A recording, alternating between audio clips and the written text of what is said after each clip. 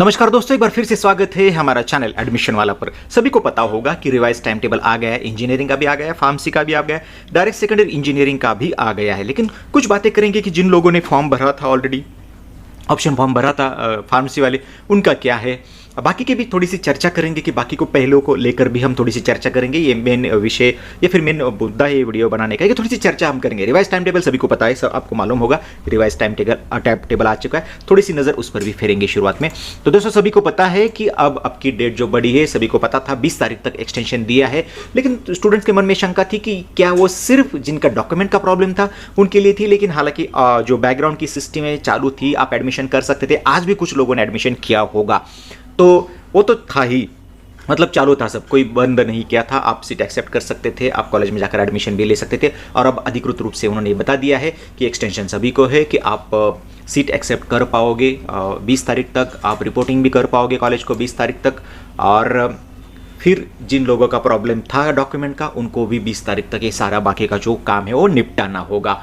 अब बात करेंगे आपको वैकेंसी कब डिस्प्ले होगी, तो 21 को होगी। 21 से लेकर 23 तक आपको ऑप्शन फॉर्म भरने हैं। 25 को आपको पता चल जाएगा कि सेकंड राउंड में आपका बेटरमेंट हुआ है नहीं हुआ है, नया कॉलेज मिला नहीं मिला।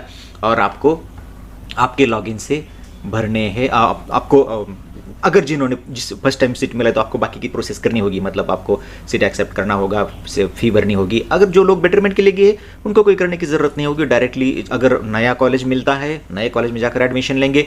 नहीं कोई नया कॉलेज मिलता है तो पुराने कॉलेज में जाकर एडमिशन लेंगे बेटरमेंट वाले। जिनको पहली बार सीट मिली फिर उनको ये सारा करना पड़ेगा, मतलब सेल्फ वेरिफिकेशन करना पड़ेगा, फिर एक सीट एक्सेप्टेंस फी भरनी होगी और फिर बाद में उनको कॉलेज में जाना है। तो ये सिंपल प्रोसीजर आपको करना होगा। क्या प्रोंटो के लिए 26 से लेकर 30 तक और 27 से लेकर आप 30 तारीख तक कॉलेज में जाएंगे रिपोर्टिंग के लिए। आपका कॉलेज अब जो 18 को शुरू होने वाला था अब 21 को शुरू होगा। और शायद हो सकता है कि जिन लोगों का एडमिशन कंफर्म हो गया है उनको कॉलेज फिर अब नोटिस दे दे कि आपका बहुतांश कॉलेज का ऑनलाइन शुरू होगा। तो आपको पता चल जाएगा कि 20 से वो क्या शुरू करने वाले हैं। और किसी भी प्रकार के एडमिशन के लिए कट ऑफ डेट होगी 5 तारीख। 5 तारीख के बाद कोई भी, मतलब PI हो, SCI हो, NRI का हो या फिर इंस्टीट्यूट लेवल का हो, अगेंस्ट कैप का हो, कोई भी प्रकार का एडमिशन संभव नहीं होगा। कॉलेज को एक दिन डेटा अपलोड के लिए दिया जाएगा और वो तारीख है 6, मतलब 5 तारीख के बाद कोई भी एडमिशन संभव नहीं होगा। एक बदलाव आप सभी को पता है, उस पर हमने डिस्कशन किया। दूसरा मुद्दा है कि वी फार्मेसी वाले स्टूडेंट्स का, कि उनके मन में सवाल होंगे कि उनका थोड़ा सा आगे गया था, इंजीनियरिंग वाले का तो वहीं पे अटक गया था, लेकिन फार्मेसी वाले का बहुत सारे स्टूडेंट ऐसा हुआ होगा कि उन्होंने फॉर्म भी सबमिट किया होगा, उनका ऑप्शन फॉर्म भी आ गया था, वैकेंसी पोजीशन भी आ गई थी और अब उन्होंने शेड्यूल ही रिवाइज कर दिया है। तो इसका मतलब क्या है कि अब आप सीट एक्सेप्ट कर पाओगे जिनका बाकी था। सिर्फ मुझे ये स्पष्ट नहीं हुआ दोस्तों, आप कमेंट्स में बताइएगा, जिन लोगों ने गलती से या फिर इस डेट ना बढ़ने की वजह से खुद को ओपन में कन्वर्ट किया था, क्या उनका भी रिवर्स कर पाएंगे? जो कि अभी उन्होंने तो स्पष्ट कर दिया है, जिन लोगों ने कैप राउंड 2 के लिए ऑप्शन फॉर्म कन्फर्म किया था वो एक बार उनका फॉर्म अनकन्फर्म कर पाएंगे, मतलब कि वो रिवाइज फॉर्म भर पाएंगे। लेकिन क्या जिन स्टूडेंट्स ने उनका कैटेगरी चेंज किया था, क्या उनको भी एक मौका मिलना चाहिए? उनको भी एक मौका, क्योंकि उनको पता नहीं था, उनके पास अगर डॉक्यूमेंट है अभी 20 तारीख तक तो वो उनका मौका मिलना चाहिए। और कमेंट्स में मुझे बताइए कि क्या आपको वो मौका मिला।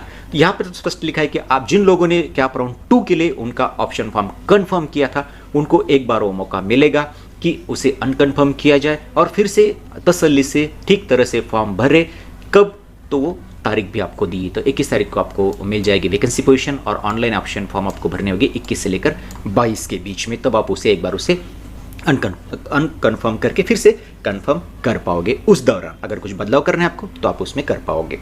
तो आपको सेकंड राउंड का पता चल जाएगा फिर 25 को। 27 से लेकर 29 तक आपको सीट एक्सेप्टेंस की प्रोसेस कंप्लीट करनी, जिनको पहली बार सीट मिली है, जिनको ऑलरेडी सीट मिली है, जो बेटरमेंट के लिए बेटरमेंट हुई तो जाओ जो कॉलेज आपको मिला वहाँ पर जाओ एडमिशन ले लो। जिनको नहीं बेटरमेंट हुई वो पुराने कॉलेज में जाकर एडमिशन लेंगे। और 27 से लेकर 29 के बीच में उनको करना है। एक दिन का फर्क है इंजीनियरिंग और फार्मेसी में। 21 तारीख को आपका भी कॉलेज शुरू हो रहा है और 5 तारीख सभी प्रकार के एडमिशन के लिए कट ऑफ डेट आपकी भी होगी और फार्मेसी कॉलेज को भी एक दिन मिल जाएगा उनका डेटा अपलोड करने के लिए DT के या फिर CT सेल के वेब पोर्टल पर। तो चलिए यहाँ पर हमने चर्चा की। दोस्तों मैं आपको बताना चाहता हूँ, डायरेक्ट सेकंड ईयर वाले स्टूडेंट्स, आपका रिवाइज शेड्यूल इंपॉर्टेंट डेट्स में अगर आप चले गए तो वहाँ पर अपडेट उन्होंने करके रखा है। हालांकि कोई सर्कुलर वहाँ पे मुझे नहीं दिखा दिया, लेकिन आपका जो इंपॉर्टेंस डेट है वहाँ पर जाइए, वहाँ पे अपडेट किया है। आपका भी उसी प्रकार से बदलाव हुआ है। फार्मेसी का मुझे नहीं मिला, जैसे मिलेगा आप कम्युनिटी टैब पर डालने की कोशिश करूँगा। यहाँ पे रुकते फिर मिलेंगे किसी नई वीडियो में, तब तक के लिए नमस्कार, थैंक यू।